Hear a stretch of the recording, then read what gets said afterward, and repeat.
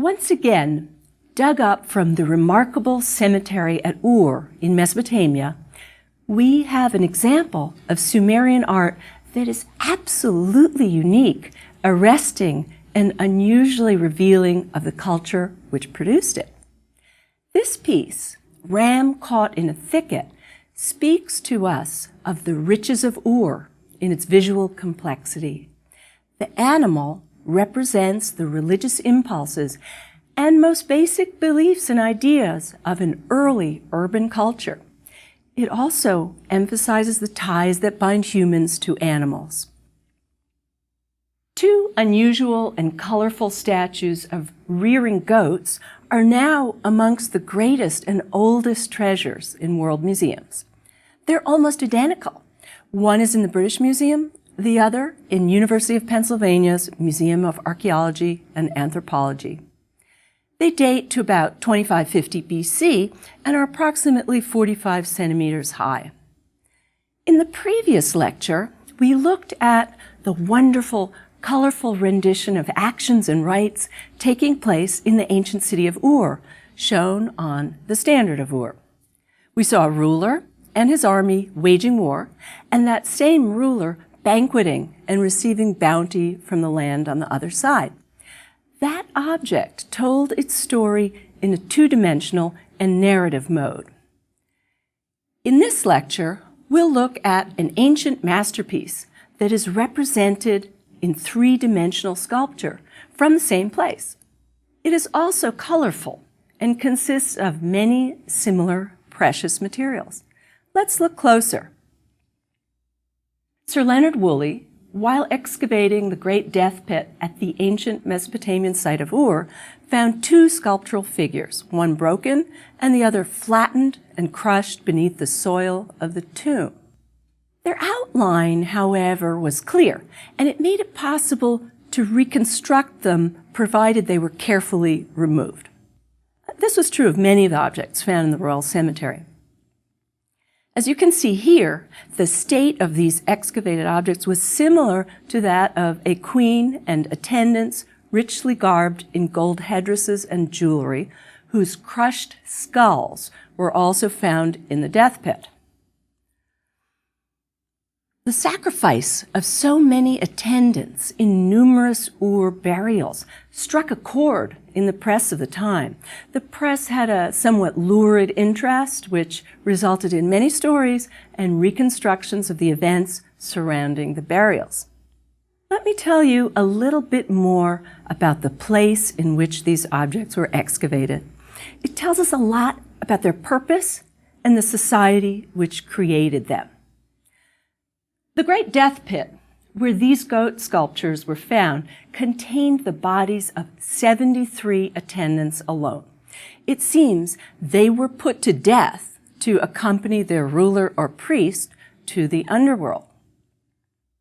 Woolley imagined and described a stately scene in which the richly clothed and bejeweled servants of the king and queen marched into the grave and then were given poison to drink to kill them in place.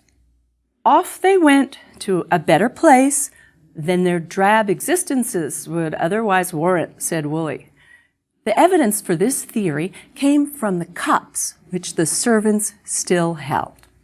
He also imagined that other servants came down to slaughter the animals accompanying them. Woolley, unfortunately, was not able to save all the skeletal material that he excavated. But he did save a few bones and skulls, which were re-examined by the University of Pennsylvania Museum starting in 2007. With modern CT scans made then and results published in 2011, it was determined that these attendants were actually killed by blunt force trauma inflicted by a sharp-pointed weapon to the back of the head. The attendants were brutally dispatched to their deaths. The cups the people held then didn't contain a poison that killed them. They were most probably the symbol of a ritual banquet, much like the one illustrated on the standard of Ur that we saw in the last lecture. In fact, the remains of many oxen used as beasts of burden and meant to pull the carts of the deceased, were also found in that death pit. The implication for the meaning of the burials at the Royal Cemetery at Ur, then, from more recent forensic work, is that a great deal of time and trouble went into preparing the royalty, or possibly priests and priestesses, for burial. This includes, these preparations, killing dozens or hundreds of attendants and preparing their bodies by treating them with heat, that is, baking them until they were black and crispy, and then coating them with red cinnabar. The cinnabar preparation was also done by the Chinese and the Maya. Cinnabar was red and therefore used in rituals as if to recall blood. It was also highly toxic and thus helped preserve the bodies. Burial rites included the killing of the service animals, too, for the feasts and transportation in the underworld. And we see this sort of thing at Teotihuacan in Egypt and many other elite burials around the world. In fact, in today's funeral rituals for presidents and royals, we still see protracted preparations, finely dressed corpses, elaborate processions, including traditional horse-drawn carriages, rites at the grave, and sometimes military salutes. These are the modern descendants of the more grisly rites we see at Ur. But let's focus back on the goats. The two goats were typical Mesopotamian composite sculptures, ones composed of different colorful and very opulent materials. We saw such composite sculptures in the lectures on the Standard of Ur and the Uruk-het. But what exactly had Woolley found? When he first laid eyes on the crushed form in the soil, Woolley realized he had to save the original shape, but the decomposed core of wood made that a challenge.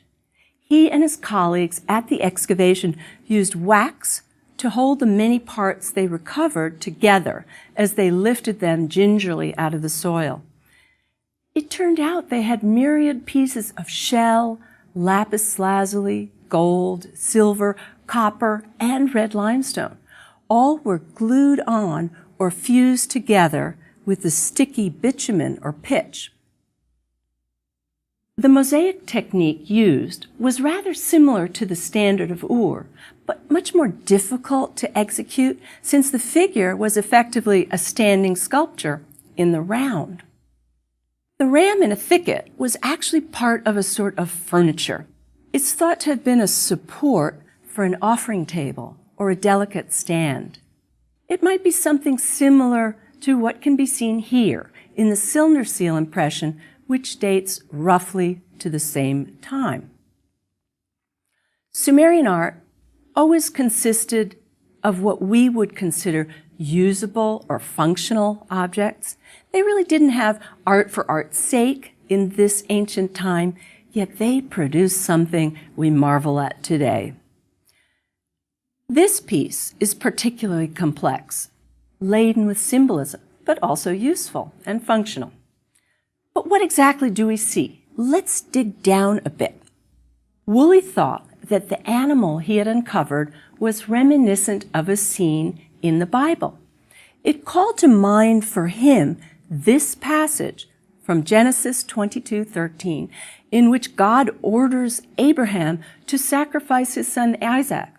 However, at the last moment, and I quote, "Abraham lifted up his eyes and looked, and behold, behind him a ram caught in a thicket by his horns.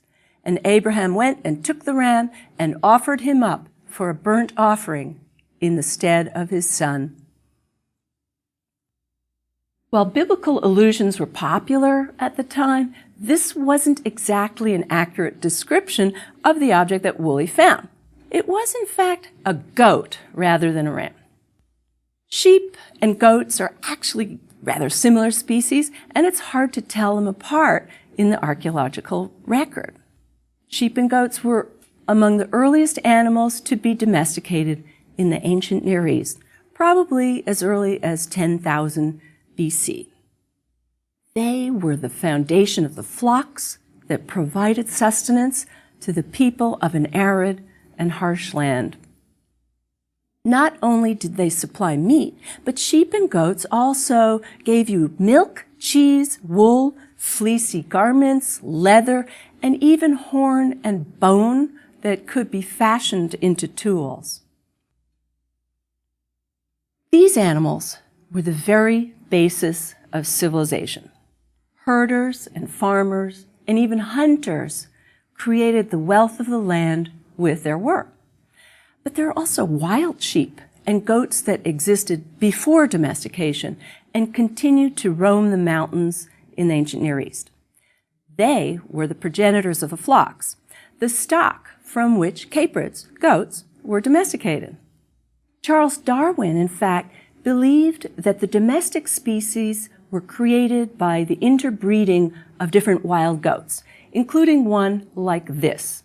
The goat from Ur most closely resembles the wild goats. It seems to be most likely a markhor goat, which is a screwhorn goat with a very shaggy coat. The males can have distinctive and large, beautifully twisted horns, and they are known for the fierce fights during courtship. They are the largest known caprid or goat species, technically known as Capra falconeri. Goats, as you can see in this clip, are able to eat by standing up on their hind legs in order to reach the highest leaves on a bush. Markhors, particularly males, must do this more often in the wild. This position is also the one used for mating, and this type of goat seemed to have associations or symbolism related to its virility, like the bull. You can see that the position of the royal cemetery goat is exactly like this. So the artists and people of Sumer were keen observers of animal behavior and represented animals quite accurately. Each goat from Ur stands on its own decorated base that was covered in silver. It stands on hind legs and rests its forelegs on the branches of a gold-clad plant, one which is clearly not related to any in nature.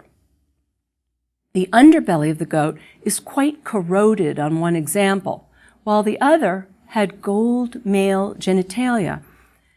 The hind legs and forelegs of the goat were covered in gold, as was the face. The horns, beard, eyes, and the heavy mane, which is characteristic of a male, they were carved from lapis lazuli. The ears are copper. The fleece on the rest of the body was made of individual white shell pieces, carved with these long lines delineating the hairs. This was undoubtedly a representation of an impressive male markhor goat, probably from a colder and mountainous realm. And it's not the only one. Another similar markhor goat depiction appears in Queen Puabi's grave at Ur. That woolly caprid is shown as a victim of a lion attack on a small cosmetic box. The goat is upside down this time. The lion's predatory behavior is well observed by the Sumerian artist.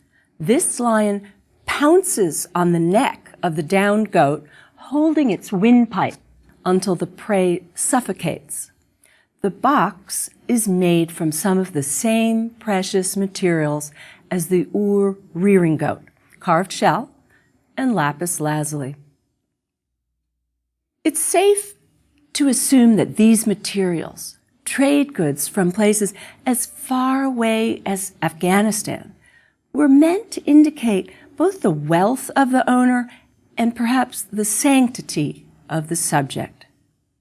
The theme of forces of nature in conflict is a major one in the ancient art of Mesopotamia, which is why you see many renditions of this theme. The defeat of chaos by order, in fact, is a major duty and power of a ruler. Going back to this composite sculpture, though, we can see another theme emerging, one which is a little different. It's the theme of the fertility of the land. You'll remember that in a land like Sumer, in which water is scarce, producing food was of paramount importance. That emphasis on foodstuffs and fertility is something we just saw represented by the procession depicted on the standard of Ur and also on the Uruk vase. If you look once again at the standard, you can even see a screw-horned goat, a markhor, in the second row on the peace side. It's part of the procession, leading some other fleecy caprins. The screw-horned goat is differentiated from the others, whose horns are curved. How do we know that fertility is the theme of this object depicting a goat? We have a clue, in fact, a number of clues. The most important one is the plant itself. As I mentioned before, this is not a realistic plant. A central trunk or stem is not very plant-like, and it is topped by a single leaf. All of it is covered in gold foil. The trunk also has 2 gold branches, and from these emerge more leaves and a very stylized rosette. This rosette is the symbol of the goddess Inanna, goddess of fertility, and the main subject of the Uruk vase. So, the goat is standing on his hind legs in order to nibble at the branches bearing the rosette symbol of Inanna. The goat represents the male force, virile and wild perhaps. He represents the fauna of the land as well.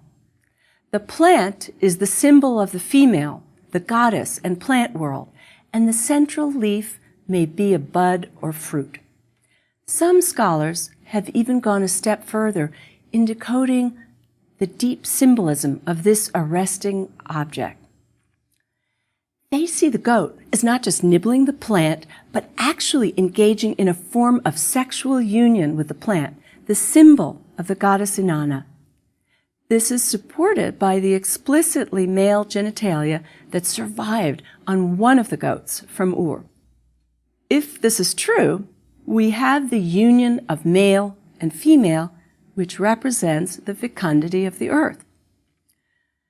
We also have the union of flora and fauna, which symbolizes the riches of the earth as well, on another level.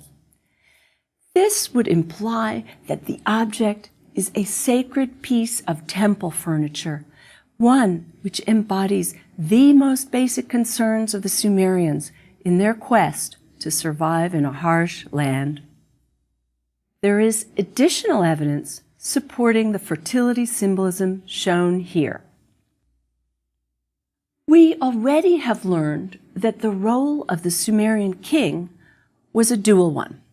The standard of Ur shows the ruler as leader in warfare. Conflict most often arose over scarce resources. We even have texts from this era which record fierce battles between city-states concerning water rights. But the other role of the Sumerian king was as mediator to the gods. He was expected to provide for his people, to ensure the fertility of the earth by interceding with the gods, most importantly with Inanna. That's why the theme of the sacred marriage is one which keeps recurring, both in art and in text. The ruler was really the pater familias, in a sense. His legitimacy stemmed from his success in importuning the gods to provide crops and meat for his populace. In fact, we know from slightly later Mesopotamian literature that there are 3 main themes or cult dramas. These were first perceived by the great scholar Thorkild Jacobsen. He saw Mesopotamians most concerned with the sacred marriage, which ensures regeneration and fertility of the land, the change of seasons, which marks a loss of fertility, much like we see later in the Greek myth of Persephone going to the underworld. And 3, the primeval battle between the forces of chaos and order. These concerns are reflected in the role of the ruler, just as we saw it on the Standard of Ur. The theme of fertility and union is seen here in the goat stand, which probably was part of the temple furniture. We see battles between gods and men, or wild and domestic animals, on the cylinder seals of the time. We saw that theme in the cosmetic box from Ur, too, conflict. One of the most beautiful and interesting seals provides us with more information about the role of the ruler and Inanna. It dates to earlier, to the time of the Uruk period and the Uruk vase, but it bears a scene which relates to the ram in a thicket. On the modern impression, you can see a central figure. He is a bearded man in a net skirt. He wears the hat or cap, which we know symbolized rulership. The net skirt is another indication of his status as ruler. He holds 2 branches with flowers that are exactly like the rosettes nibbled on by the Ur goat. These branches and rosettes are a symbol of the goddess Inanna and of the female creative force. Another symbol of Inanna is also repeated here.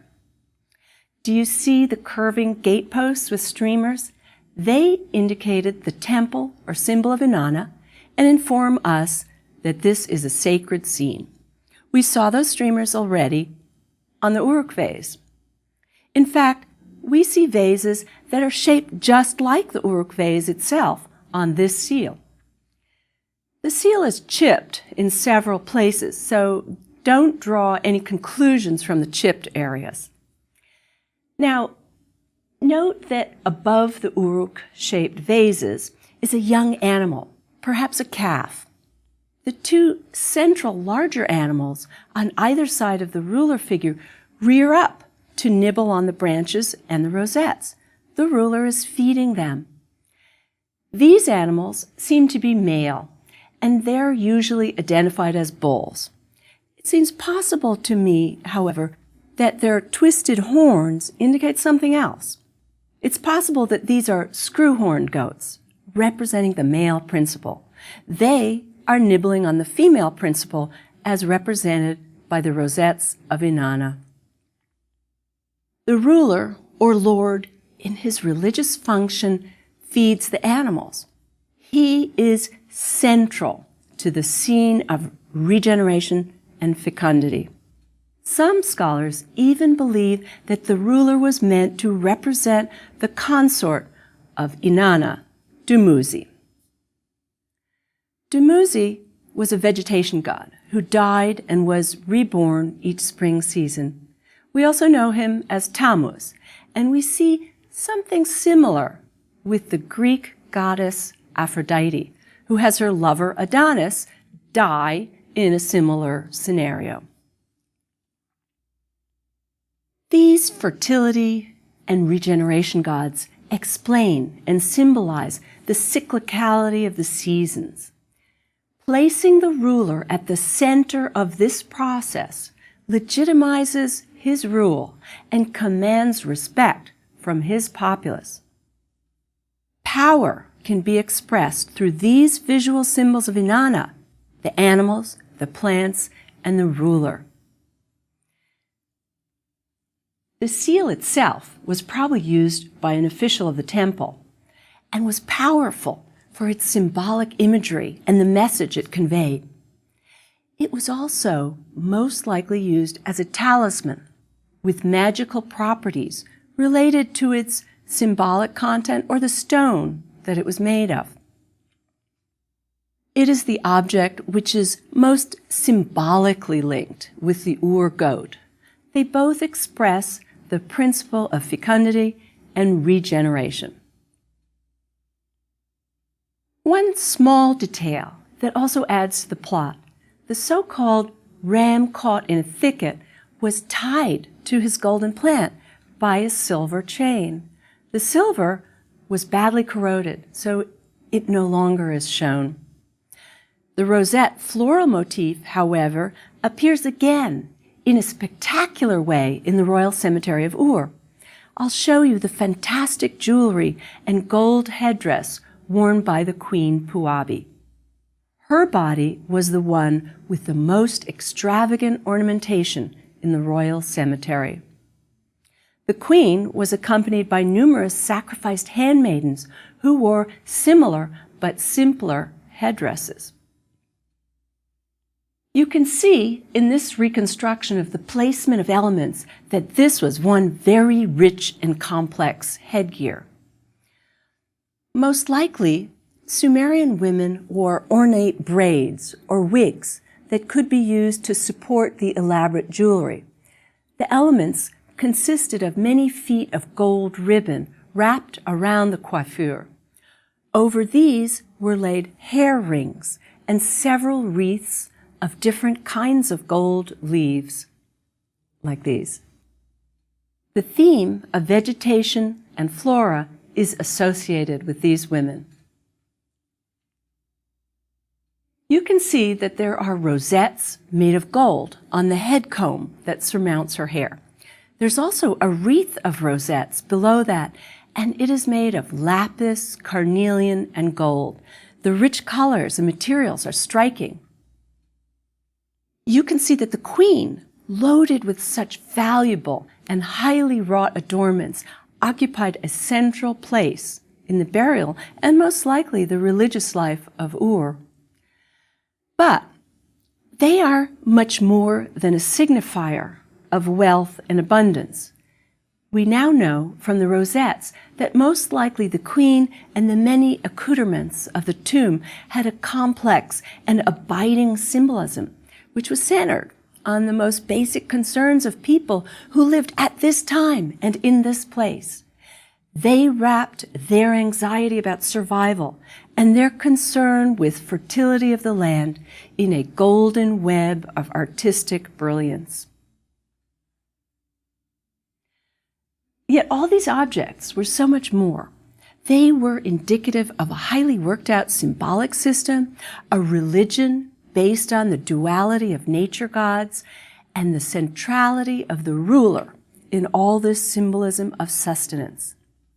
The jewelry and other objects also had symbolism that was concerned with death and funerary rites.